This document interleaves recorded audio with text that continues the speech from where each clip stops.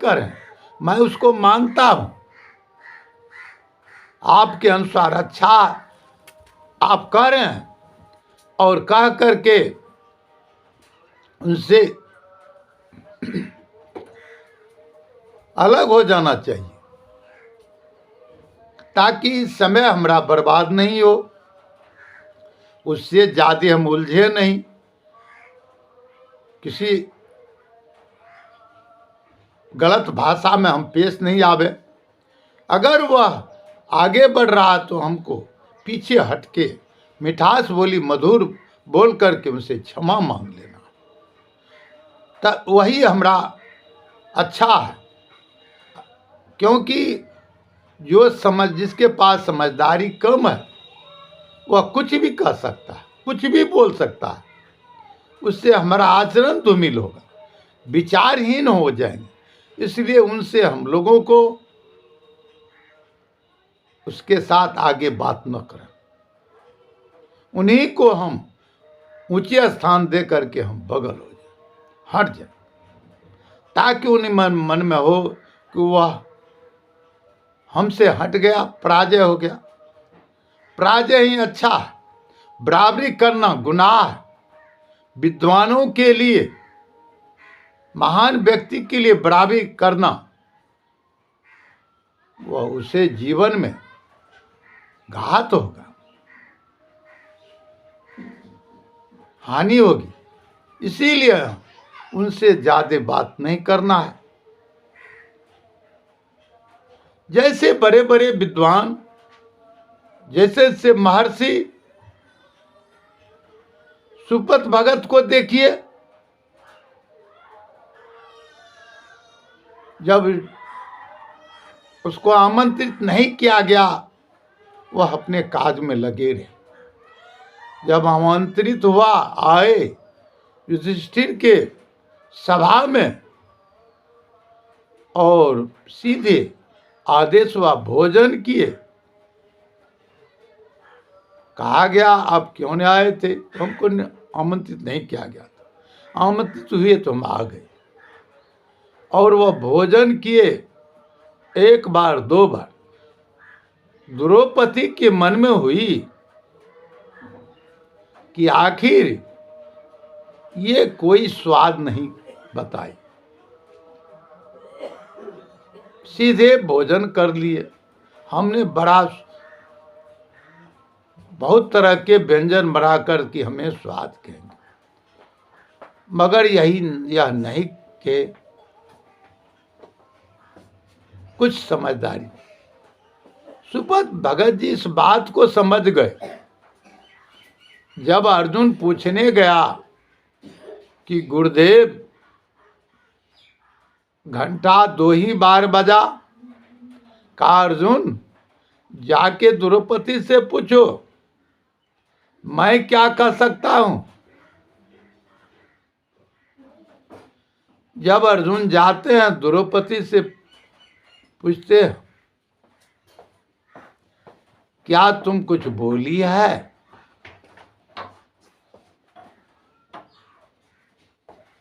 द्रौपदी ने कहा, मैं मन ही में विचार कर रही थी कि जो कोई स्वाद नहीं, इतना सुंदर भोजन बनाए, 56 प्रकार का, कोई स्वाद ही नहीं कहा। स्वाद लेता। कहा तुम नहीं समझती हो द्रौपदी, वह भगत है उच्च कोटि के, इसीलिए घंटा 3 बार नहीं बजा।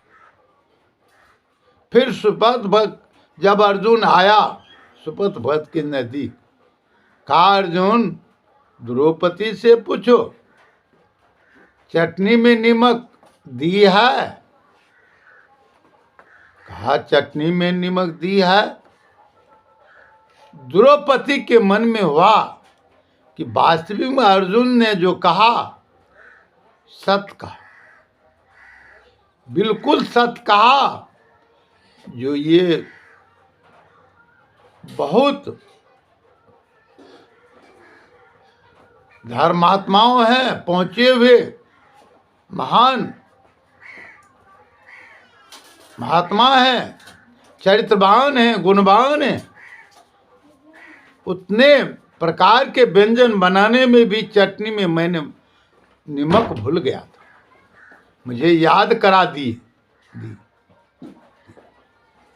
मुझे याद करा दिए।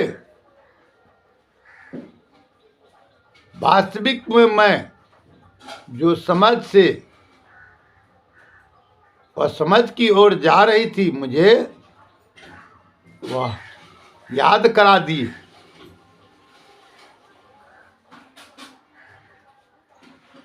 तो विचार करना चाहिए हम लोगों को, अपने से बड़े आदमी के साथ किस विचार से प्रकट करें, अपने को भाव लावें,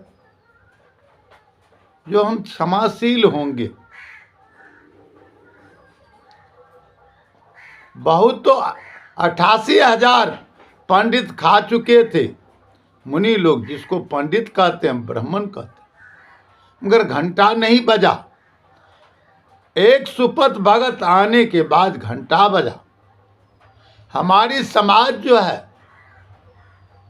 भ्रम और भूत के तरफ जा रहा है, अफवाह में जा रहा है, भ्रमवादी में जा रहा है,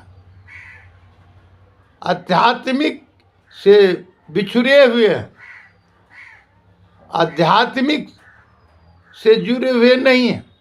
अगर आध्यात्मिक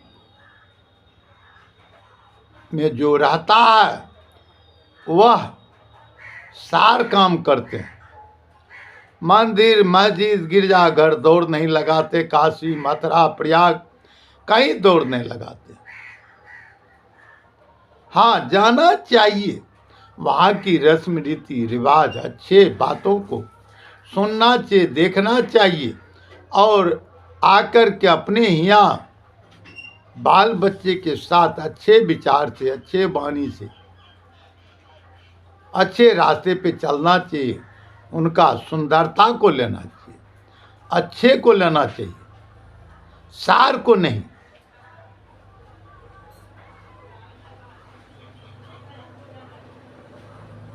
साधु ऐसा चाहिए जैसा शुभ सार, सार सार को गहरे थोथा दियोरा।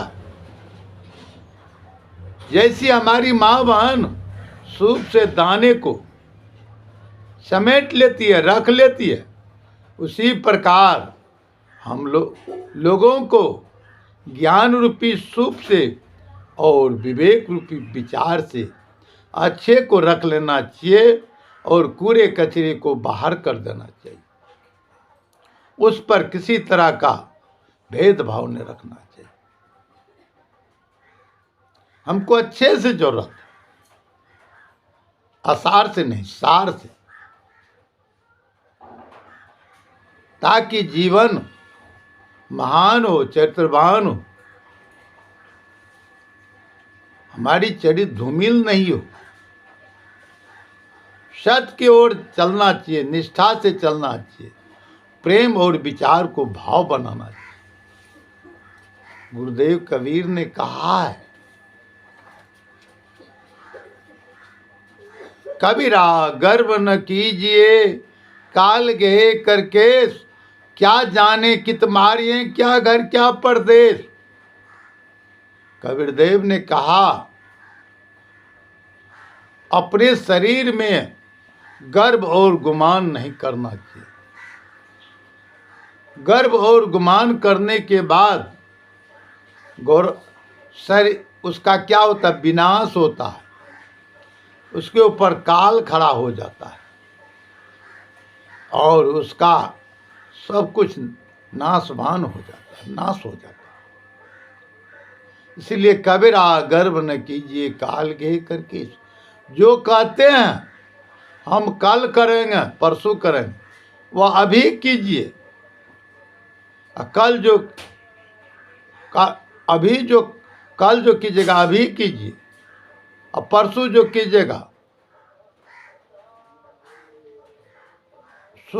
शुरुए रहने दीजिए, ताकि कल परसों में क्या जाने कि तुम्हारी क्या घर क्या पड़े, कब क्या होगा। ये शरीर मिट्टी का है, कहाँ छूटेगा कहना मुश्किल है।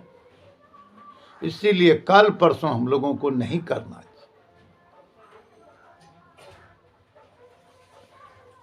घर में छूटेगा, बाहर में छूटेगा, कोई ठिकाना नहीं।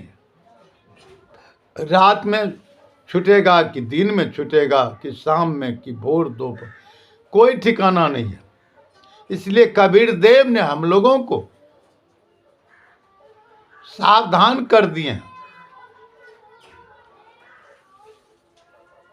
चेता दिए हैं, जानकारी करा दिए।